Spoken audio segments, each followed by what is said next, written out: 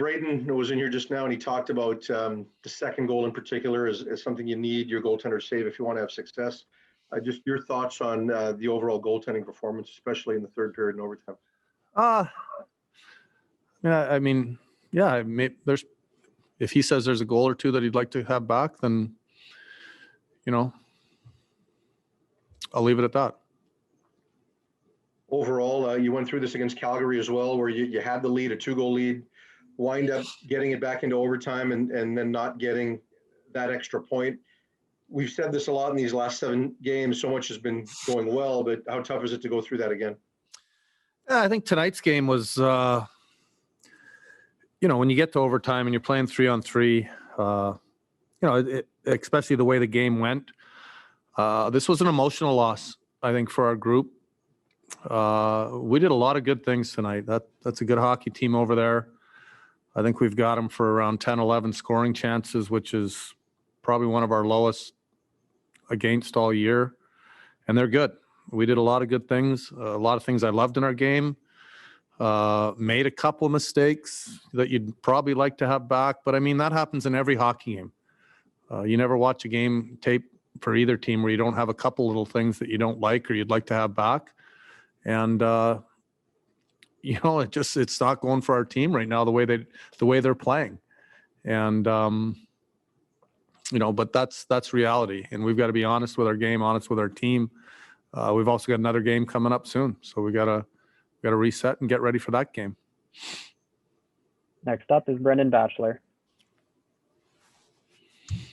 Hey, Travis, you take 3 minor penalties as a group in the third period, all stick penalties from forwards. And, you know, we've talked about it in the past. You're the most penalized team in the league to this point. How frustrating is it, especially in a close game where you give them a chance to grab the momentum with some of those penalties?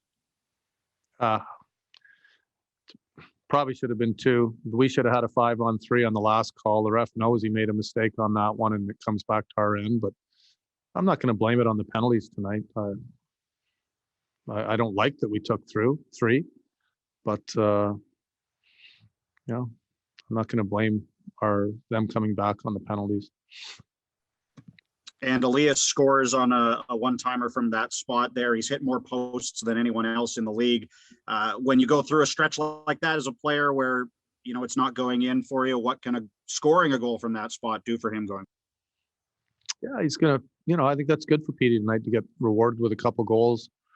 You know, he has hit a bunch of posts. He's been close, knocking on the door. Hopefully, you know, this gives him a little more confidence. Anytime you're a guy that's supposed to produce and you're not quite there, getting results is big for them. Next up is Joey Kenward.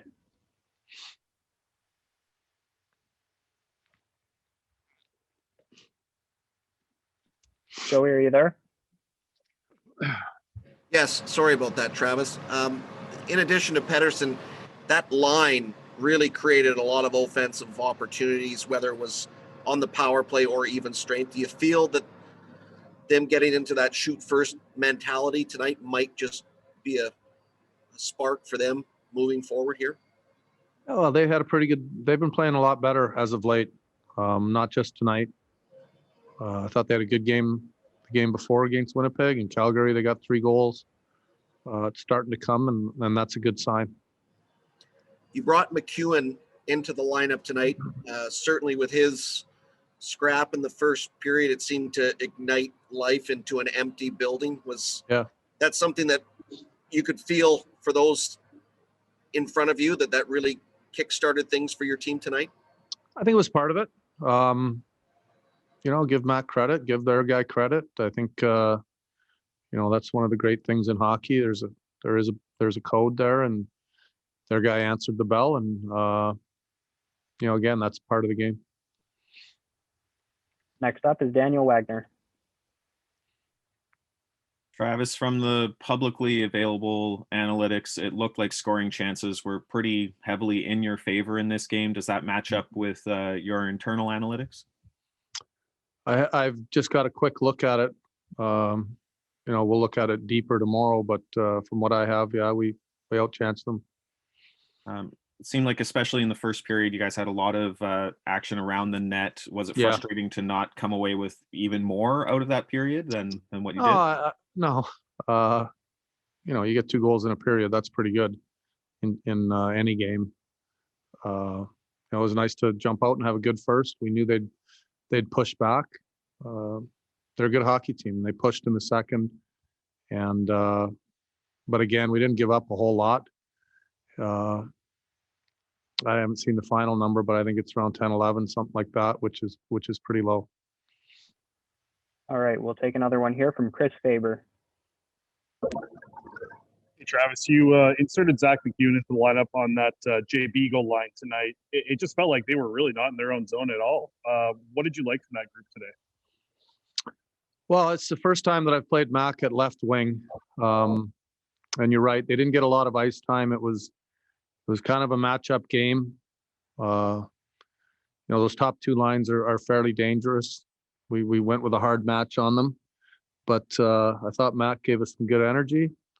Thought they had a couple good shifts in the offensive zone and 3 big bodies. They've got to control the puck down below the top of the circles. When they do that, they should be able to spend some time down there. And I thought Mac had a pretty good game. And it feels like the Pettersson line is just getting a lot more high quality scoring chances now. Is there something different? Are they attacking your net from, I guess, a closer shot variance, or is it more just kind of they're just finding their game right now? I think it's a little bit of everything. They've been working together more. We've had better practice time, and I think they're finding their game.